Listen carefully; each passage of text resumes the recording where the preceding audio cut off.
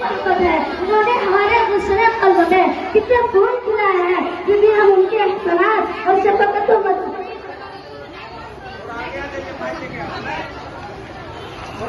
थोड़ा आगे आ जाइए।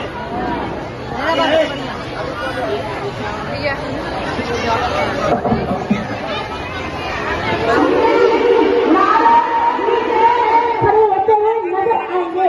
बाप का लुत्फ